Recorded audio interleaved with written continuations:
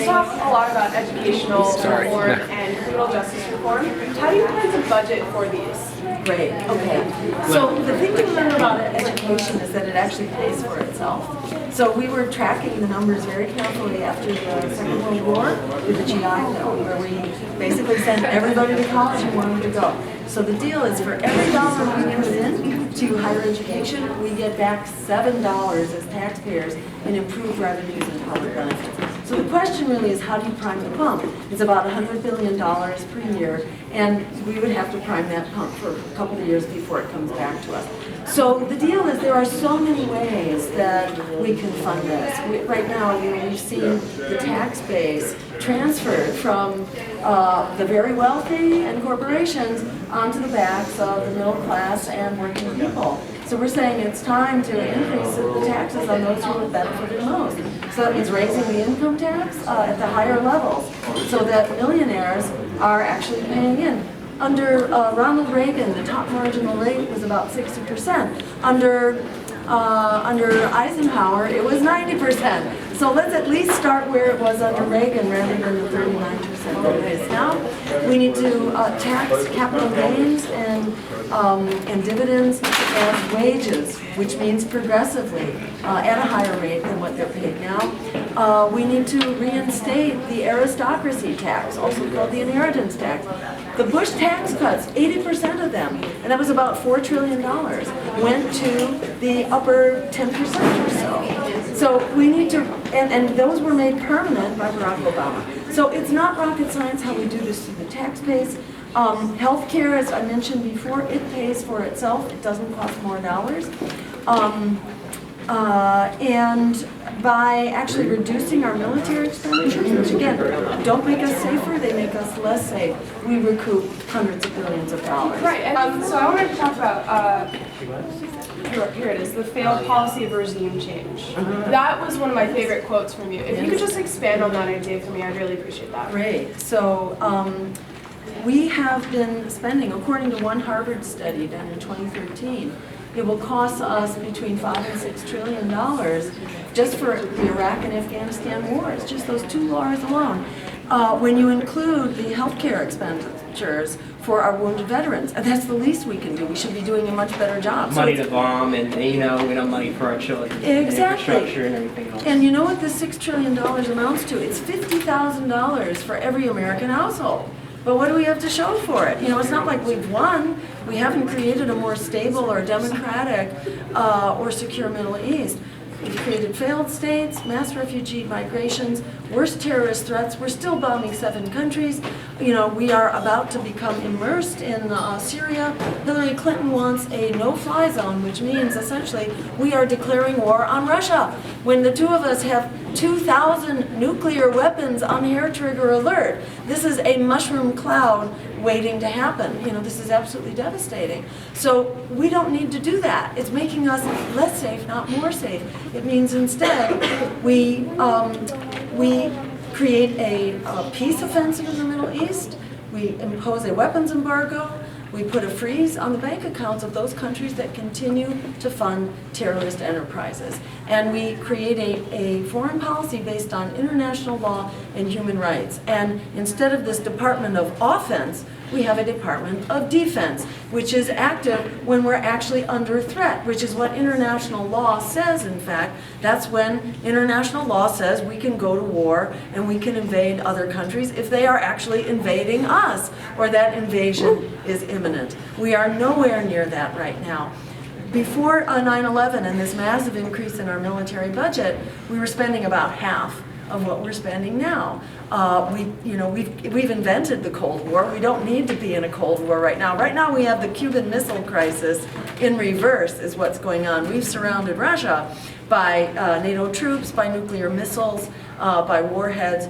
You know, this is like the Cuban Missile Crisis in reverse. It is extremely dangerous. We need to stop banging on the war drums and participate in a collaborative world. We're no longer living in a world of U.S. domination. We need to be a collaborator, not a dominator. You want to add? And I'll just add very quickly, there's something really strange about the position that's supported by many people in this country. that in fact the U.S. has some kind of moral right and responsibility to determine what government is legitimate or illegitimate. That we feel is completely absurd.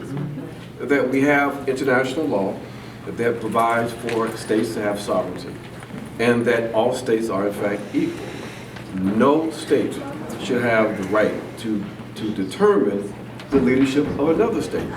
So we've got to get to that sort of assumption that people seem to have embraced, that the U.S. has some God-given right to intervene, to police the world, to determine what governments are legitimate. So once we begin to address this notion of U.S. exceptionalism, then we could undercut the sort of ideological support for that kind of aggressive interventionism under the guise of humanitarian intervention.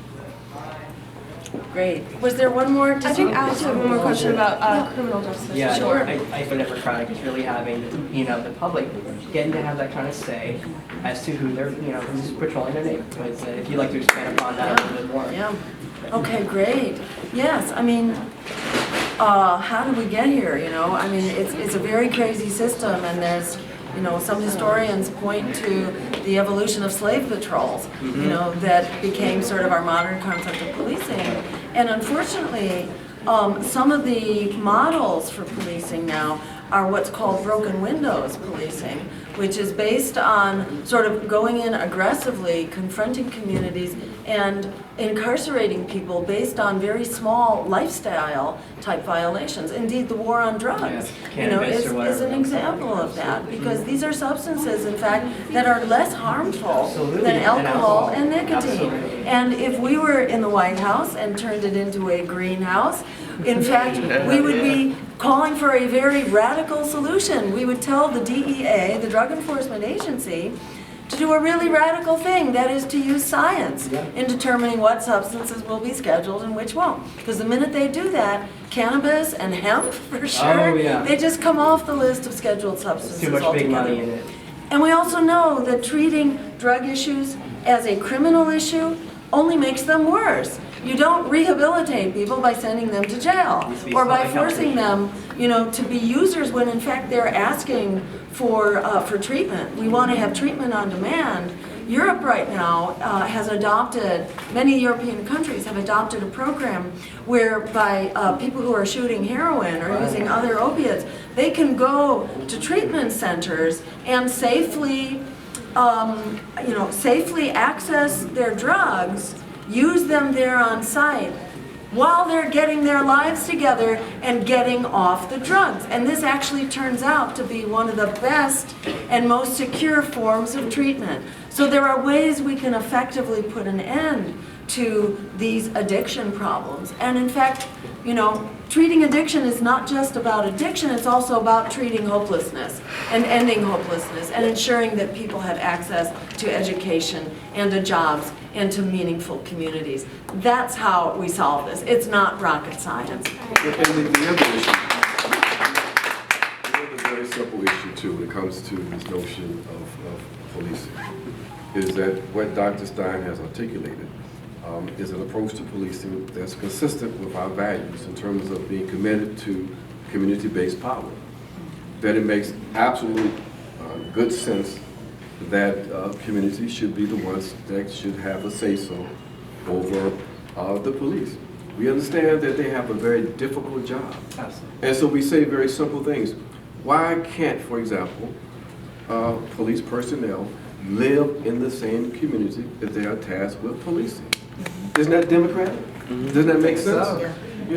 So, all we say is that there should be a relationship between the police and the community.